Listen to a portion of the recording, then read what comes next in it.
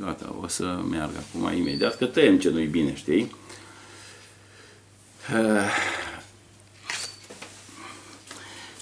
Ne aflăm la Juja Ardelean, o casă deosebit de frumoasă, o ambianță plăcută, curată aici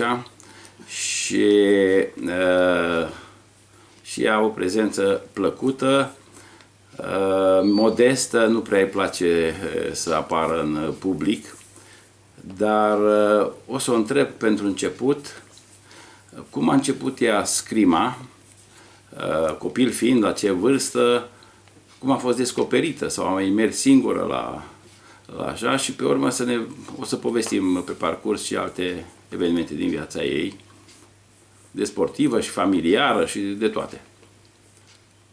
Te rog, Ruja. Bine ai venit în casa mea și mulțumesc pentru cuvintele frumoase de la început, care...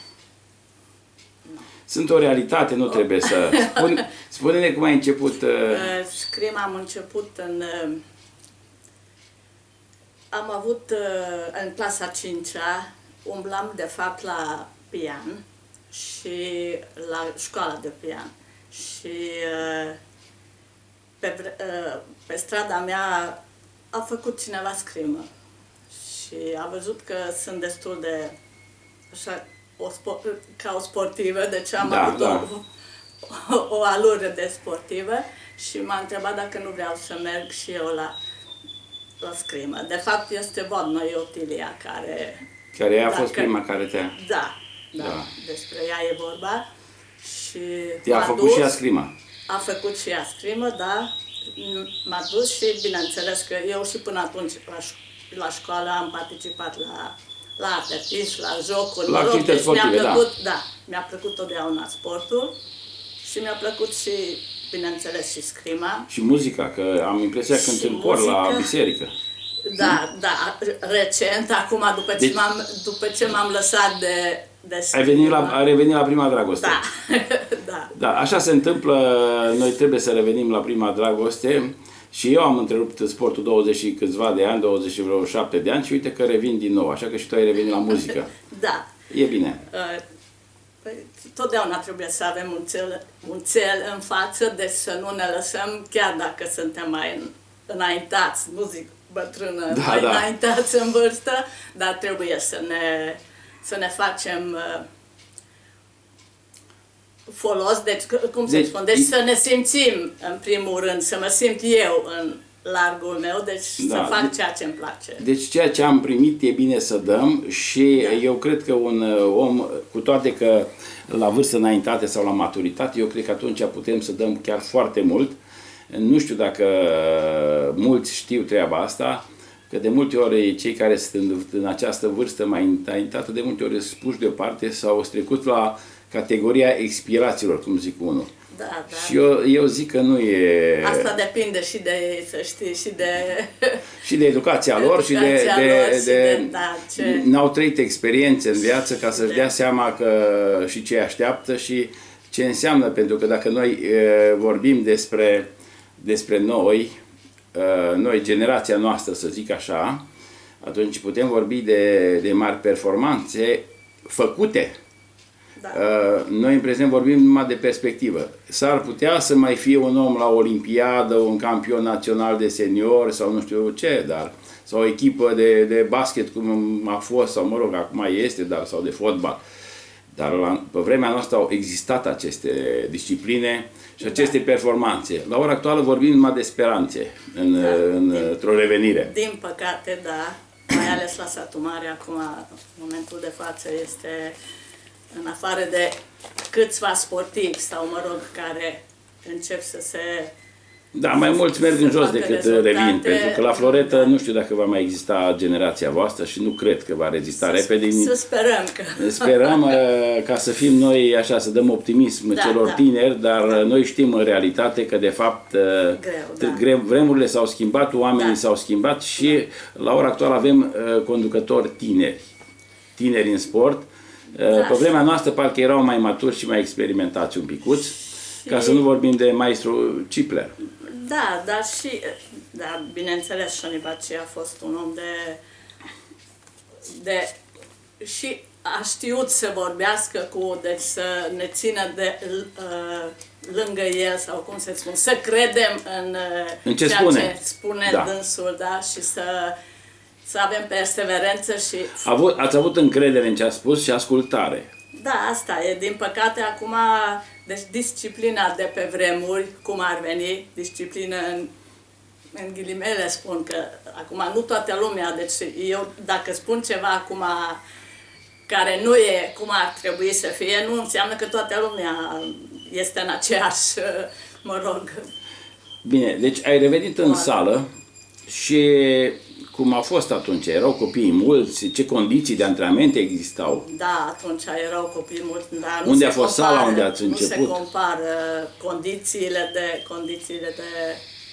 ce a fost pe vremuri de condițiile de astăzi. Sala a fost deasupra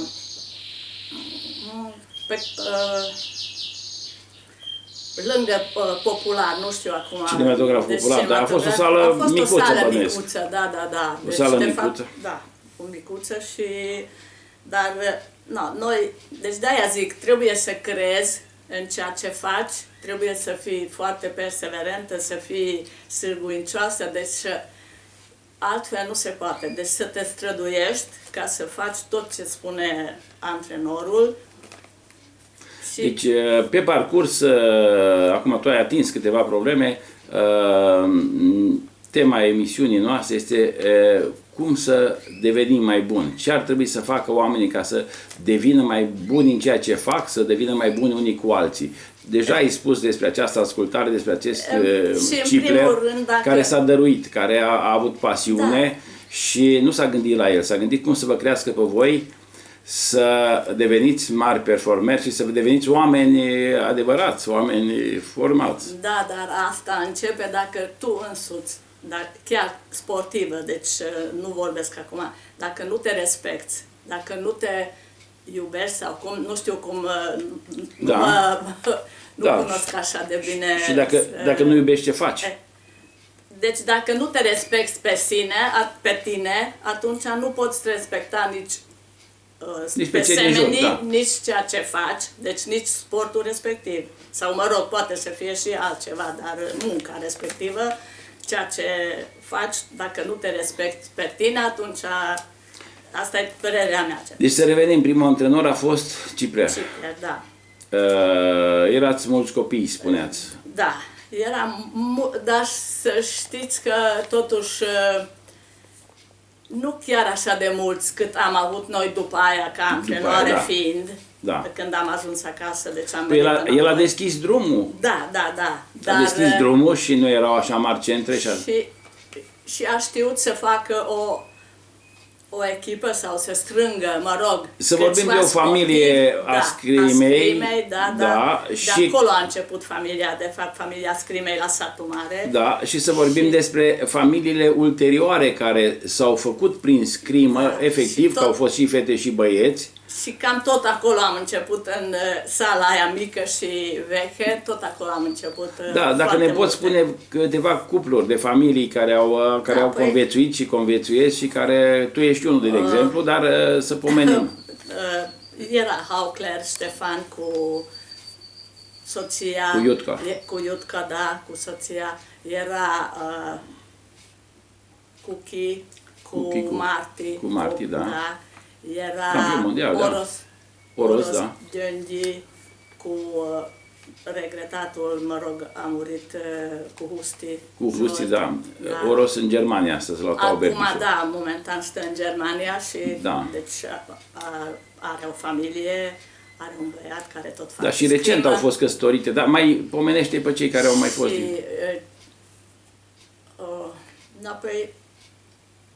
Așa din... Păi recent am văzut căsătorie la televizor între actuali. Recent, acum. Da, și acum. Pop Simona, deci tot Pop Adi cu Deac Simona. Da. Recent, după aia cine a mai fost? Deci, acum, care a făcut amândouă scrimă. Da, bine. Hai să pomenem dintre foștii colegi și foștii antrenori și cei care au mai activat și ca și voluntari sau care au fost atașați de acest sport, de scrima sădmăreană. Ulterior, că a pornit de la un om, de la Cipler și ulterior s-au adunat și alții care au venit în jurul scrimei datorită performanțelor sigur. care... Când am venit eu în 80 am venit acasă cu soțul meu, deci care tot antrenor. Perioada Steaua, sigur că da. Steaua, deci în 64 când am terminat școala, da. Imediat am fost luat și... Deci primele performanțe la juniori le-ai făcut sau cum a fost? Cum a început? Da, deja acasă, deci aici la satul mare, în 63. Bănuiesc că ați fost campioane pe echipe? Da, sau? campion și sau la individual? Și la tineret am câștigat individualul și după aia... Deci prima medalie de campioană națională ta care a fost? De tineret, da. Campioană națională de tineret, da. În 63.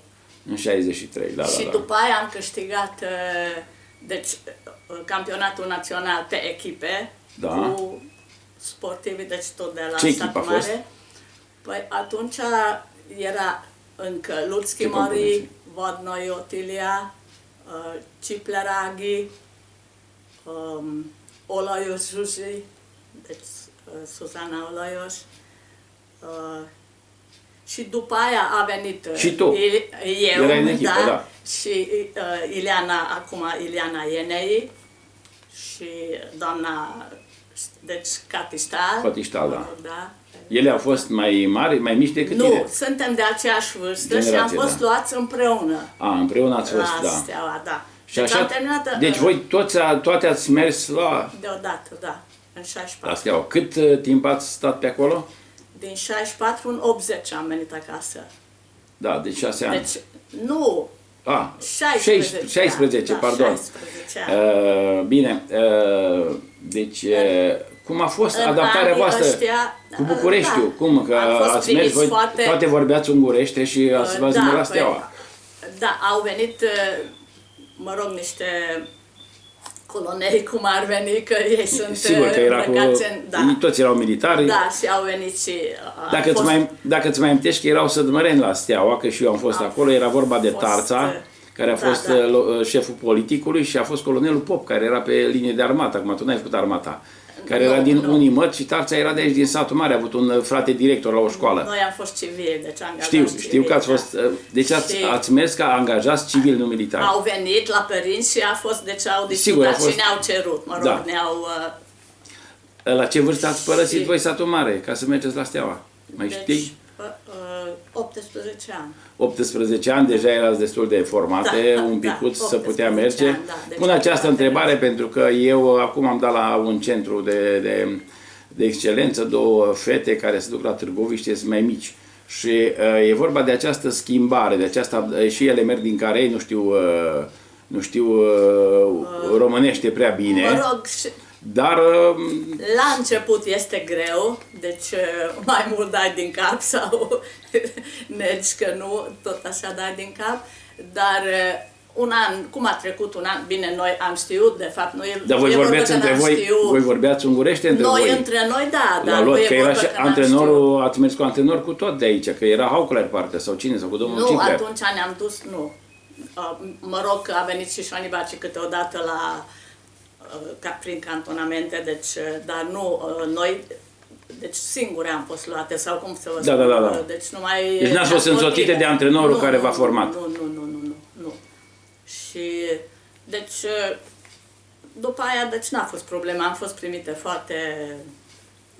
Bine, acum condițiile... Bine, cu iubire, mă rog, bine. Cu respect, deja pe vremea aia. Eu cunosc condițiile de la Steaua, sunt niște condiții excelente, te-ai dus la o mâncare bună, la o cazare bună. Am stat la cu prima dată la unde stau, deci un fel de hotel este pentru militari, nu militari, pentru, deci ăia mai mari, deci pentru militari, mă rog. Mă rog, ofițeri. Ofițeri, da. Și acolo ați avut popota, acolo ați avut tot. Și după aia am primit locuință. Prima dată garsonieră am primit și pe drumul taberei și după aia noi, deci ne-am dus la locuința lui Ileana, de fapt, Ienei, când am primit apartamentul. Deci Da, am primit da. apartamentul lor. Era Ana Pascu sportivă sau era încă în era federație? sportivă, nu atunci. Nu era, că e era tânără, Nu, da. da. Era, deci era cu Generație cu voi, echipa da, în noastră, echipa voastră, da. Era în echipa noastră. Și ea și atunci, pe vremuri, era doamna Vicol, Olga Sabo, deci Ana Pascu,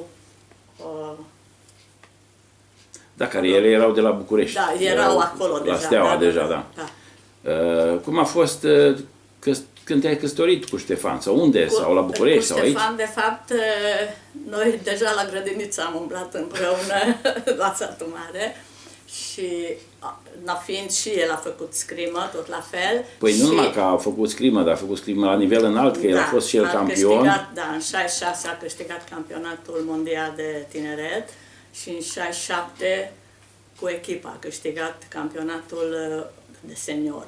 Și ulterior a fost Și antrenorul lotului. Antrenorul lotului, deci antrenor... Ți-a fost și ție antrenor? Am primit și eu lecție de la ea, așa că da, Nu, a dar rămas în familie. el a fost antrenor oficial. Da. Și pe vremea era cu Haukler și voi erați Da. sportivi încă, nu? Mai trăgeați. Eu deja în 80 deci am venit acasă în 80. El încă a rămas acolo în continuare. Ca antrenor la național, da, știu că el a mai rămas, da. Și deci în 67 ne-am căsătorit.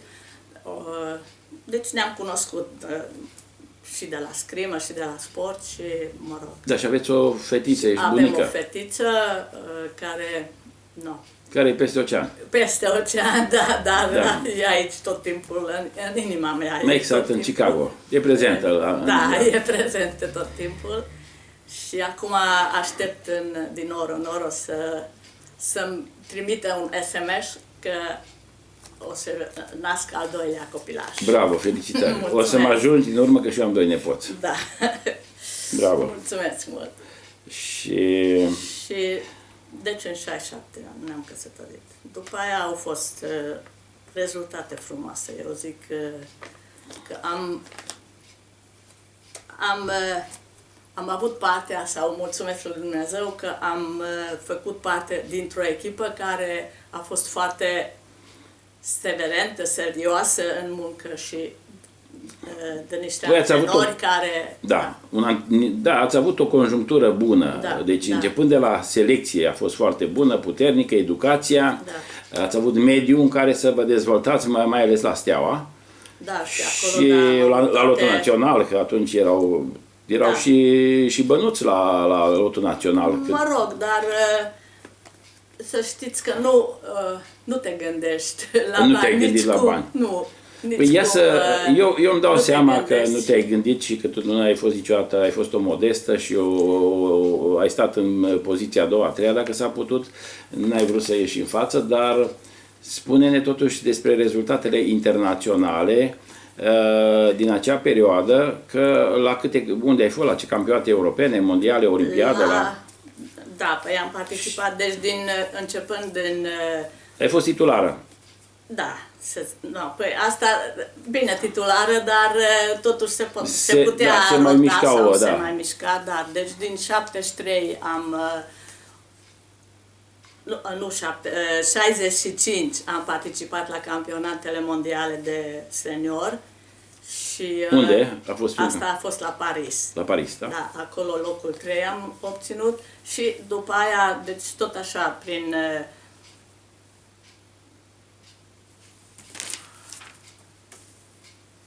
Deci 63... Sunt multe rezultate. Da, în 65 la Paris am spus, în 69 după aia locul 1 la Havana. Deci asta a fost cea mai valoroasă, cum ar veni, da. Locul 1 la ce? Deci la echipe. Pe echipe, la campionat mondial? Da. Deci vorbești de campionate mondiale. Da. Locul 3 după aia la Göppingen în 73. Tot mondiale. Tot, da. Ce spun acum, numai mondiale. Numai mondiale, da. Deci 74 Franța iarăși, tot mondiale, 75 Ungaria, locul 3, 77 Argentina, locul 3 și 78 Germania, locul 3. Deci asta numai mondialele. Mondiale? Deci câte au fost ca număr? 9. 9 campionate mondiale, asta Unde înseamnă... unul am câștigat. Da, nu, asta la- înseamnă 9 ani de floretă la nivel cel mai înalt. Da, 9 ani de muncă, da. Da. Nu pomenești de europene? De europene am câștigat consecutiv de 4 ori. La câte ai participat? Tot la 9, bănuiesc că tot cam pe acolo. Da, dar deci asta a fost Titluri câștigate. Da, titluri câștigate. Da. După aia am participat la 2 olimpiade, la München. La München, da, unde a ieșit Berceanu Gheorghe, campion olimpic. Și acolo am, da, și noi pe locul 3, tot Voi cu pe locul echipa. 3, da. Da. Berceanu, Martinescu și Pațaichin a fost campion olimpic, dacă ți amintești, la München. Da, da. Da. Și la Moscova am participat, deci ăla a La fost Moscova, de fapt unde ultimul, dintre luptători a acolo fost nu. Ștefan Rusu. Da, Da, da. dar acolo, deci... N-a mai fost performant. N-am Da, mai da, da. obținut aceeași performanță și, păi și individual mai multe locuri, deci mai multe locuri în finală, mă rog, Da. la competiții am umblat peste tot. Da. Deci Cuba ți-a adus Ăla a suprema, fost cel să zicem, da. care te-a dat. Da. Păi despre naționale nu mai trebuie să vorbim dacă dacă așa multe titluri internaționale. 6 campionate naționale de senior și înainte de tineret, am pomenit, Da. am spus. Și după aia, deci, Cupa României am câștigat de 2 ori. Balcaniade, am participat Da, la că multe pe vremea erau multe și Balcaniade, am da. câștigat, deci, mai multe locuri. Unul la Belgrad, Sofia, mă rog, Da. și cu echipa și individual. Păi o filă din istoria sportului sădmărean și a floretei naționale a scrimei care nu trebuia să treacă neobservată sau neconsemnată și tocmai de aceea am venit și de fapt eu prin aceste emisiuni exact asta vreau să scot oamenii de valoare. Oamenii de valoare care nu se aruncă în față nici în politică, nici să-și ceară drepturi, nici să fie cetățean de onoare, nici să fie... dar măcar atâta să-i cunoască lumea, să fie amintiți. Și satul mare ar avea cu ce să se mândrească dacă ar merge un pic în trecut și ar putea să facă ceva pentru acești mari sportivi. Și nu numai că n-ați fost numai mari sportivi, că ați fost niște exemple și asta este. Viața merge înainte. Ce să... Da, despre floreta asta, cum vezi tu un viitor, despre scrima sădmăreană, ceva să ne spui din activitatea de antrenoare un picuț. Cum ți-a plăcut munca cu copiii? Care a fost? Mie foarte mult îmi plac copiii, deci și după părerea mea, am putut să mă apropii în așa fel cu ei, adică să mă țin și aproape, dar și totuși la o distanță mă rog, de... Deci ai simțit cât trebuie să te apropii și cât să... Deci mă iubesc și acum foarte toate... Aproape nu există zi să nu mă sună cineva, deci... Da. Eu te-am văzut prezent în sala de scrimă la marele competiții aici. A fost și acea mare întrunire a foștilor scrimiori, acea mondială, care a fost o reușită extraordinară. Da, da. Și te văd prezentă. Asta înseamnă că îți place, dar interesant este că îl văd pe Vigula când vine acasă. Viața lui e scrima, el este în sală toată viața, tot timpul. Vine în România și în loc să meargă și el pe nu știu undeva să-și vadă el se duce în sala de scrimă. Da, Unul e astfel de om, dacă cineva din sport, de la direcția de sport, ar ști cum știu și eu sau cum știi și tu, ar zice, Vigula, ia-ți o echipă, deși apucă-te că chiar dacă ești un picuț tu mai trecut, dar ai ce spune.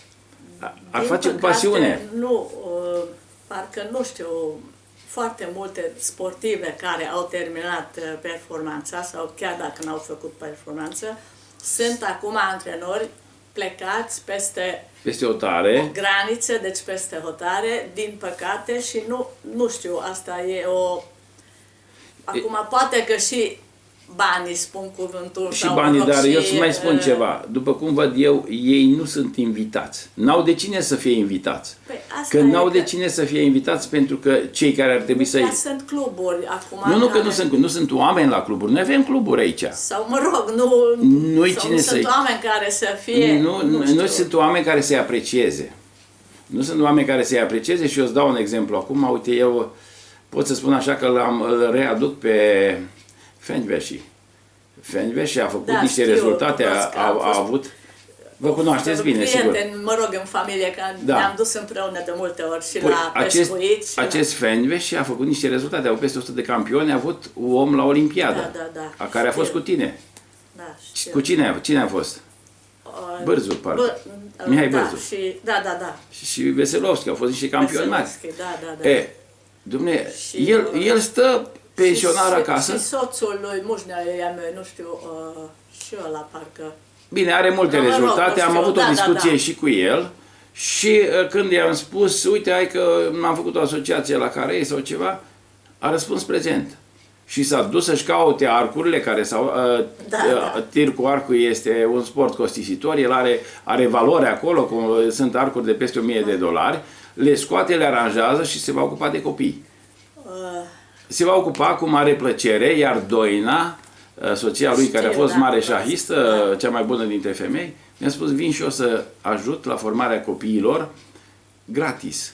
Că zice, și pe mine au învățat alții gratis, din pasiune, și acești oameni cred că fac mai mult cu pasiunea decât cei cu salariu. Din dragoste sigur, asta valorează mult mai mult decât ceea ce faci pentru bani. Deci eu voi avea o inițiativă care încă nu prea am făcut-o publică, care se va numi After School, unde ne vom ocupa de copiii tineri după orele de cursuri, mai ales de aceia care părinții, mă rog, nu se pot ies la lucru și n-au bunici acasă sau ceva, sau cu acei copii a căror părinți vor să investească în copil, în educația lor, în formarea lor, și vom atrage cei mai buni profesori și antrenori care să se ocupe prin rotație de acești copii și să vedem care va fi deocamdată pornirea. Este entuziasm, așa cum ai zis tu, că dacă n-ai încredere în ceea ce faci, te oprești. Și eu această acțiune, mulți spun că nu va reuși, așa cum a fost și cu marea selecție, că nu va reuși, dar eu cred în această acțiune și sperăm că împreună cu cei care pot aminti niște profesori cu care deja am discutat, e vorba de Cifiule, e vorba de Tașcu, e vorba de acest Fenyvesi și o să mai fie și de la lupte încă, și chiar de la scrim am luat legătura cu Cristina Ștal, care dorește să se alăture și vom forma o echipă care să fie o echipă serioasă și să fie o echipă de încredere, ca părinții să știe până cui dă copilul. Ca să revenim înapoi la scrima noastră, a fost vorba și de rol de costisitor, cât de costisitor. Exact. Aici și asta e problemă, fiindcă scrima este, deci echipamentul mă refer, este foarte costisitor și atunci părinții când dau deja copiii la scrimă, să zicem, și vor să ajungă, deci să facă rezultate, trebuie să se gândească și la așa ceva, fiindcă, din păcate, deci, momentan, dar și trebuie să participă, mă rog, să cumpere, cum ar veni, echipament pentru copiilor. Țin minte că de multe ori cumpărați din străinătate, că nu exista în România. Pe vremuri mai erau concursuri la, mă rog, la vecini, la ruși sau de aici și atunci am putut, mergeam la Beregovă, Mucacevo, și noi, mai ieftin, cum ar veni. Dar acum nu mai este și acum, deci e foarte... Bun, acum noi n-ar trebui să cumpărăm de la ruși. Noi suntem o țară care se spune că suntem în Păi ar trebui clubul, păi la asta m-am referit, ar trebui clubul, sigur, dar din păcate că... Păi, Ce să facem despre club, ce să vorbim, că așa cum în sport noi facem selecție mare și căutăm oamenii buni, talentați și tot, dacă și în politică s-ar căuta astfel de oameni, să meargă ei să-i caute și să-i aducă pe cei buni, n-ar mai fi problemă că nu sunt echipamente la club. Nu știu, în general, niciodată nu m-am... Nu te-ai implicat în politică? Nu m-am, sau nici în... Știu, n-ai ieșit, nici n-au venit niciunul, nu ți minte să fi avut vreun interviu?